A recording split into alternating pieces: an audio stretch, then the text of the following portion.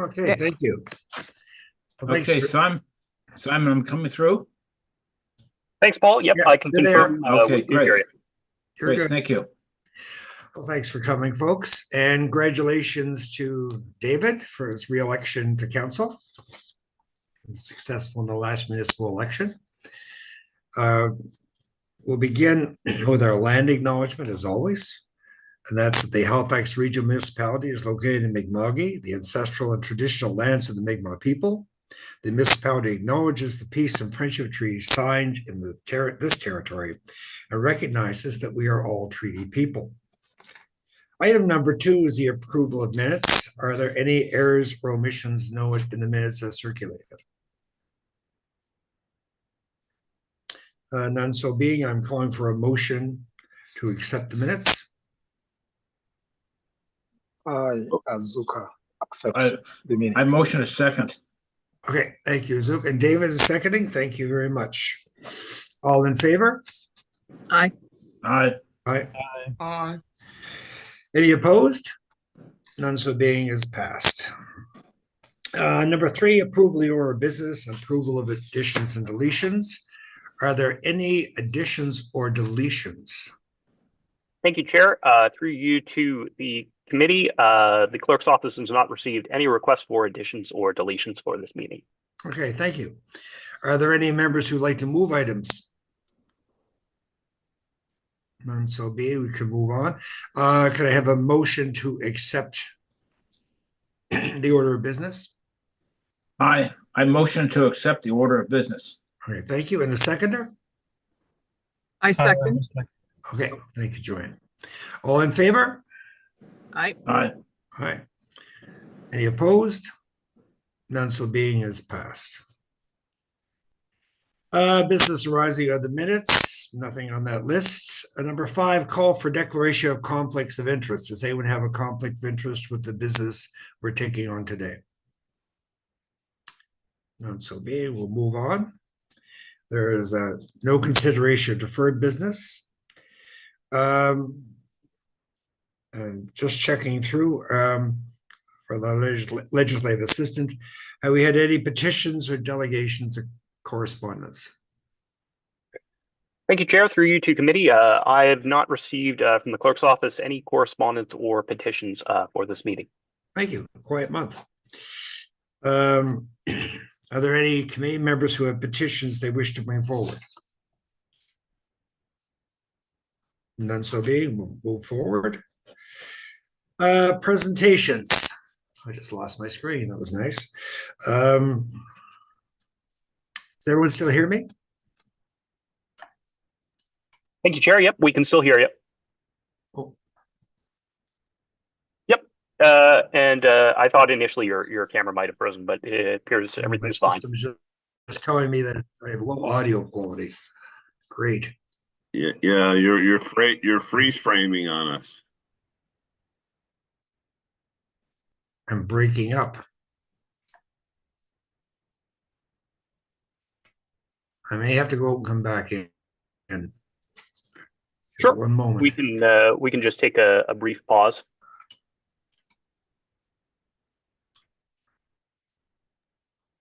That or shutting off just the video may help with the audio. I think that's probably not a bad place to start. If we could start by maybe turning off our video.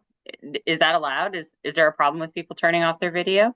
We do request that if members are able to keep their video on during a meeting while they're speaking, that's requested and recommended from the clerk's office perspective, just from a procedural fairness point of view, just to ensure that it's clear to members of the public who's speaking and who's participating in the meeting. Yeah. Okay. Can people still hear me? Here, I can confirm. I can hear you well. Yes, I can hear you. Okay, I'll just go without audio. I gather we have a presentation from staff. If we can go forward with that. Yep. Just to confirm that we don't have any presentation for 7.3 on our presentations, like external presentations portion. But if we're moving on to staff items and item 9.1.1, there is a presentation for that. Okay, let's move forward with that, please. See what I can do this in. Problem is probably in this building in the afternoons. There's not much bandwidth.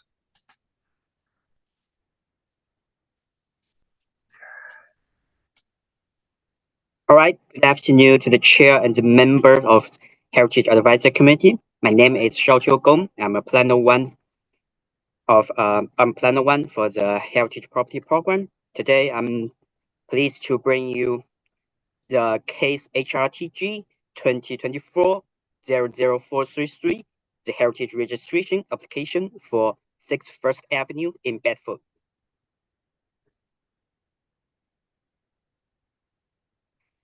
In February 2024, an applicant was made by the current owners to consider the inclusion of 6 First Avenue, Bedford, in registry of the heritage property for the Halifax Regional Municipality.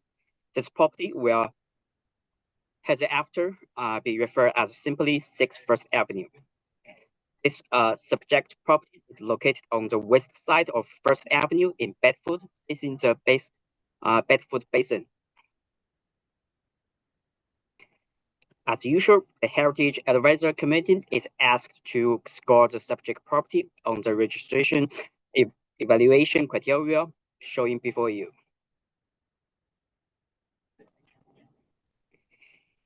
In 1895, William Magazine purchased the land from Jesse M. Wirt.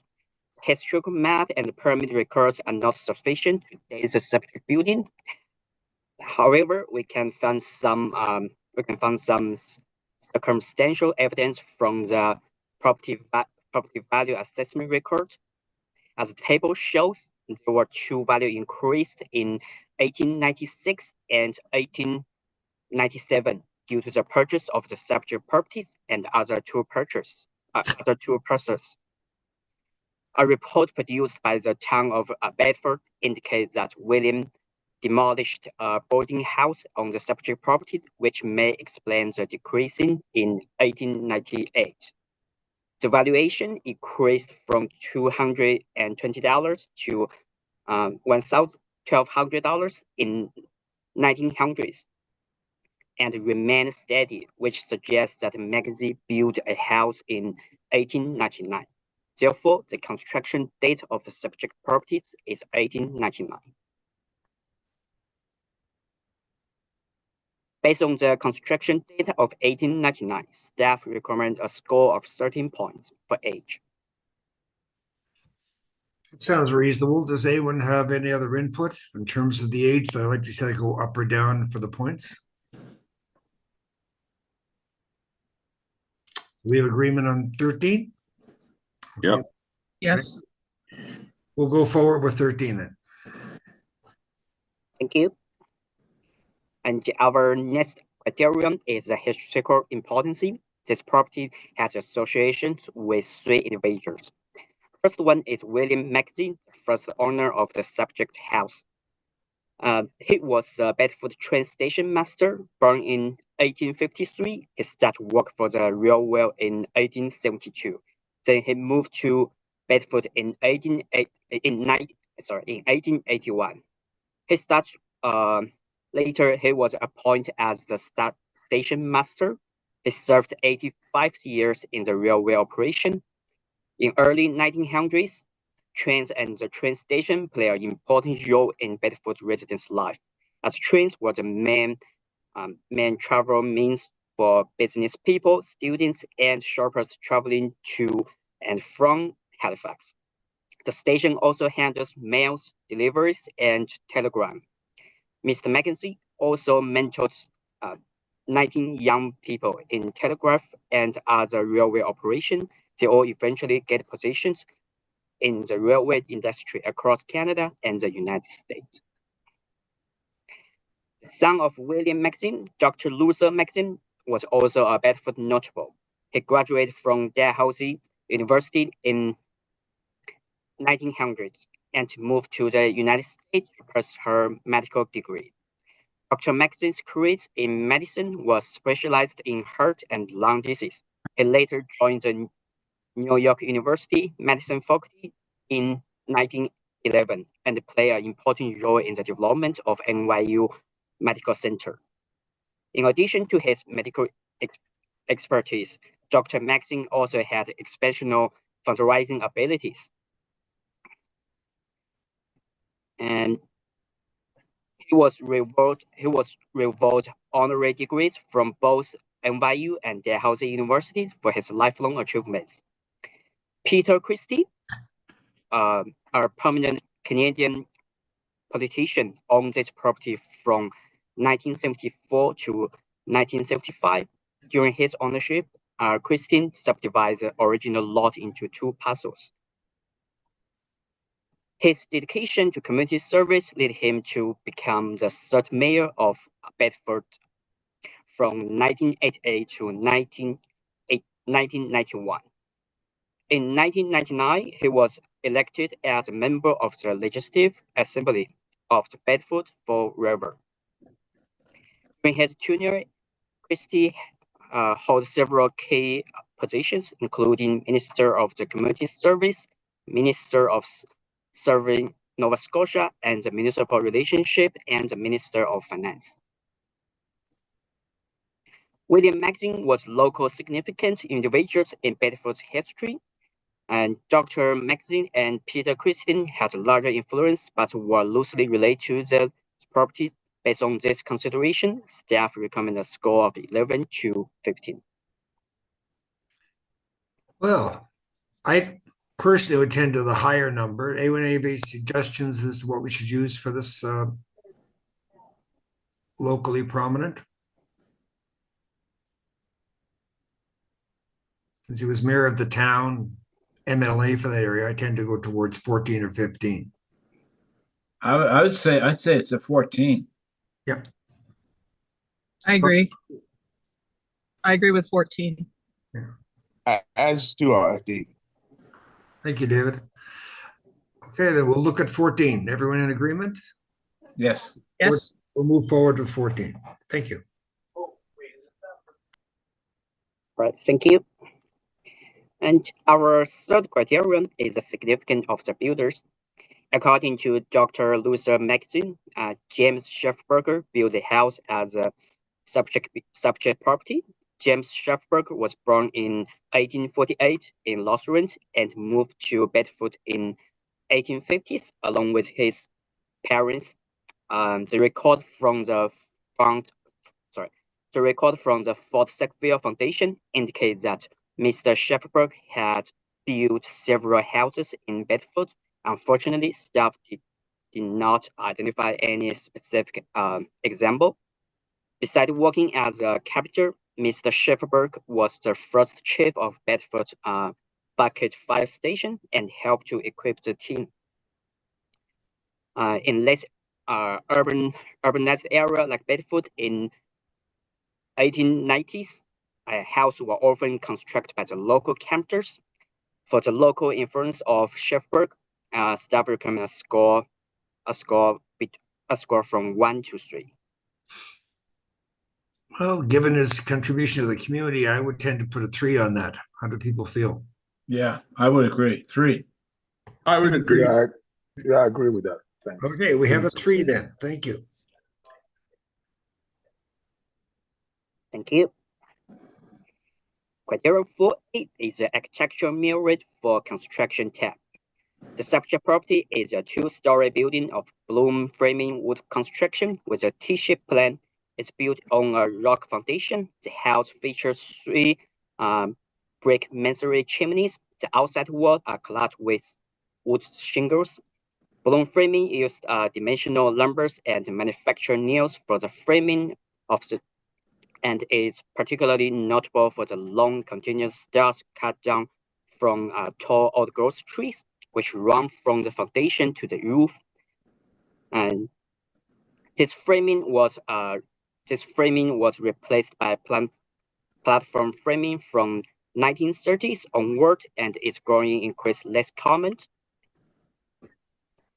For this reason, staff recommend a score between 1 to 3 points. I've seen balloon frame construction before in the city. How do people feel? Any suggestions? There's no, Good. has it changed over to the scale rating? It just seems to be Yeah, on could we 4. see the,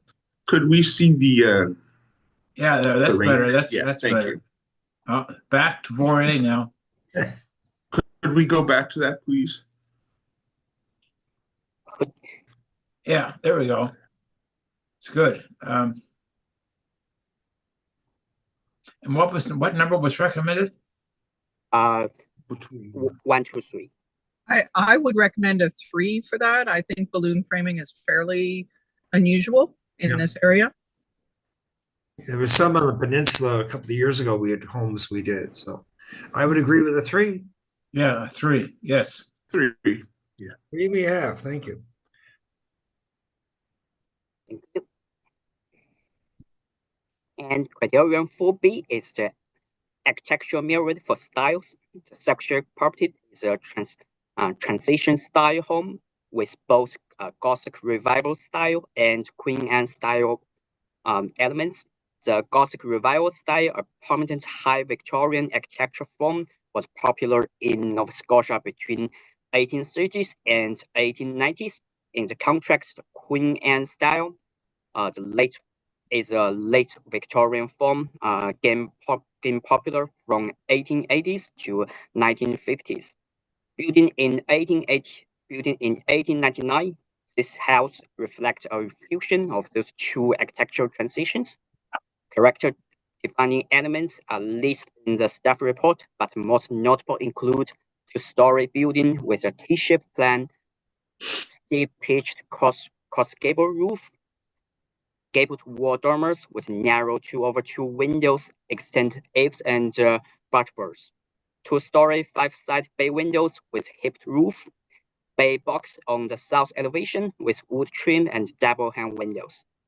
Pediment wood porch with freight railings, brackets, and bridgeboard ceilings. Entry door with transom and side lights. Chimney of the west and south wings. Wood shingle cladding and multi-facade boards. As a moderate red example of a transitional style blending both Gothic Revival and Queen Anne styles, staff recommends a score from 4 to 6. You don't see many houses around that look quite like that one. Yeah, that looks I would- really good. Yeah, I would propose a 6. 6 sounds Yeah, 6 sounds good. okay. 6 we have.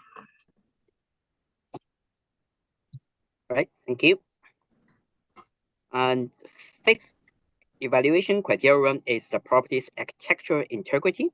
The house at 6 First Avenue exhibit a high level of architecture integrity with respect to the layout and cities, with some modest modification to the exterior.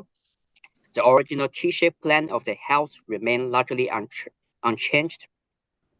The box bay windows and the enclosed porch on the south elevation are early alterations and maintain the overall building styles according to the standards and guidelines for the conservation of historical places in Canada, should be considered as cities as well. Other notable alterations include a set of French doors and a rear addition. And as only some modest exterior changes happen to this building, staff recommend a score between 6 and 10 points. Any input from people? Yeah. Sorry, go ahead. Just letting people know what CD is character defining elements. If you didn't know what the acronym meant. David, you gonna say something? I would be inclined to go above the 6 to 10 because at the very beginning of the slide it said there's been very few changes and it's like highly intact. So I'd give it a 12.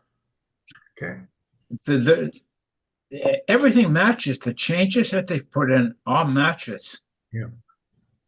So to me, high level is the top tier, personally. Anyone else? Yeah, the question must be asked, if it's not high level, what is high level? Because you can hardly tell that those additions were not original. Yes. Yeah. They blended so well. I'm thinking, really? So what do we think of a 12, everyone?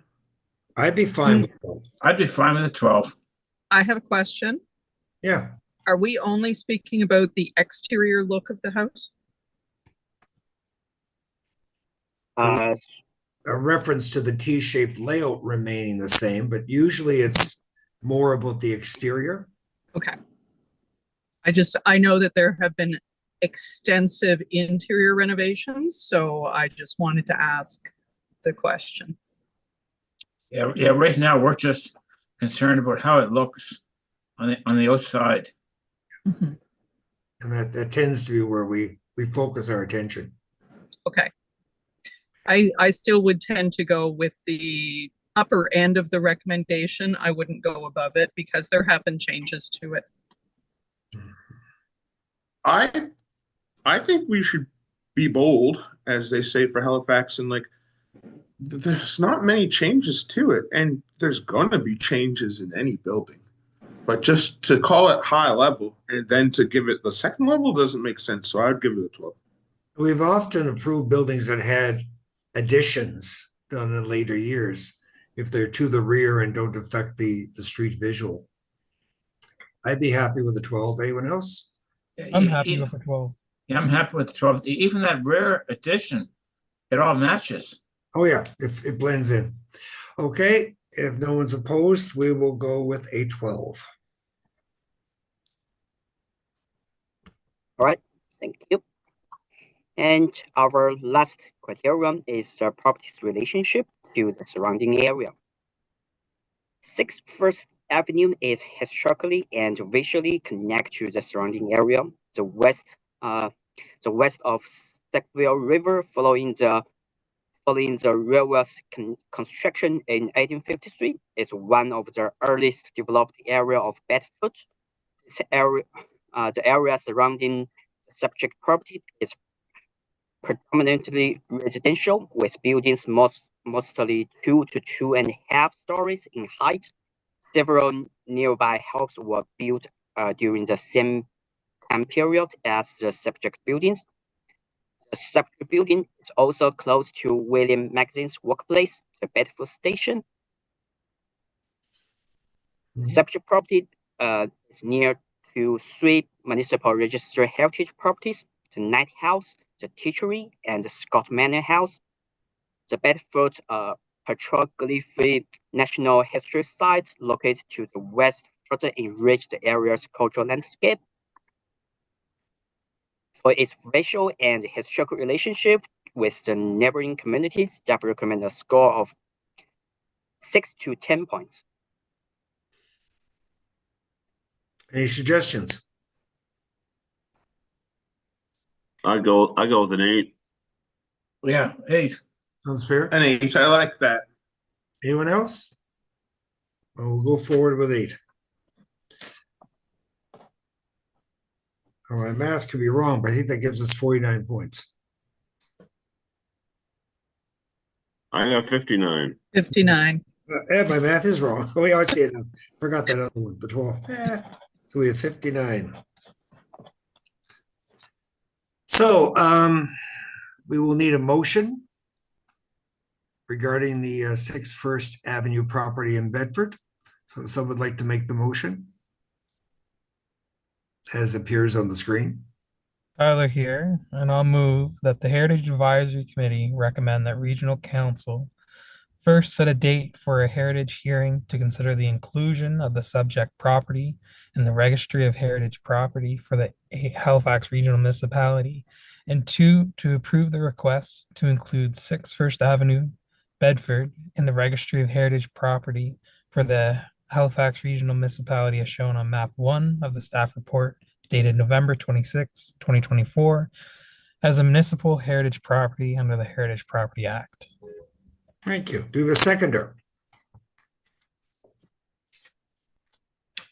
Seconder for the motion? I, Azuka, second the motion. Thank you, Azuka. I'll call the question. All in favor of the motion? Aye. Aye. Aye. Aye. Those opposed? None so being, motion passed. Next item 9.1.2 meeting schedule, and I'll turn to Simon to address this issue. If I may say something technically wise, my mute keeps coming on and off. Thank you, Paul. I think I'm just tracking members and muting when there's microphones just left on when folks aren't speaking. So I apologize. That is me. Oh. Okay, I'll be more aware of that then. Thanks, Paul. Thank you, Chair. I can speak to any questions regarding the proposed 2025 meeting schedule that's been circulated to all members, and the scheduling logic is the same as for previous years. We are aiming for the fourth Wednesday of the month when possible, meetings from 3 to 5 when possible, where there are exceptions related to important conflicting meetings or things of that nature. We suggest an alternative and move around to adjust those. The meetings are able to be scheduled in person or virtually, depending on the needs of the committee. Generally, we recommend for HAC, where virtual meetings tend to be pretty convenient for members to be able to join and participate virtually rather than have to come all the way into Halifax Hall. Usually it's our preference to keep them that way, but we can certainly hear people's needs and concerns and adjust accordingly. And we can also, if needed, schedule special meetings for particular matters. So if there are any questions, I'm happy to speak to the schedule more, but otherwise we would just request committee approve the motion as circulated in the agenda. Just out of curiosity, could we also not meet in the Harbor East Marine Drive Community Council chambers as an alternative instead of City Hall? Because I believe the Community Council chambers is equipped to broadcast our meetings as well. Generally, I would have to take that back and get back to you. There are some scheduling constraints related to priority for other meetings, including Harbor East Marine Drive. So that may be part of the concerns or features there. The other thing is, I believe that there are limitations in terms of if we do have an an in-person meeting, whether the meeting is broadcast or not on if it's a board and committee of council. I think that does depend on a couple of different features and factors.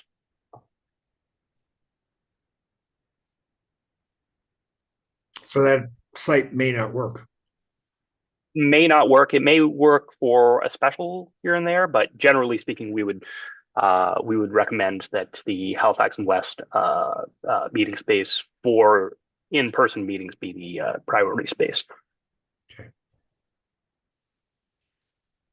Well, Chairman, I'll move the motion that the Heritage Advisory Committee approve the proposed 2025 Heritage Advisory Committee meeting schedule as outlined in the staff memorandum. Thank you, Gessler. Do I have a seconder? Thank you, Joanne. All in favor? Aye. Aye. Aye. None opposed, then we will consider that motion carried. There are no committee member updates or added items. So the date of the next meeting is January the 22nd, 2025. Well, Merry Christmas and Happy Holidays to one and all. Yes. Happy holidays, everybody. Thank you. Merry Christmas, You everyone. too. I'll wish you all a happy holiday.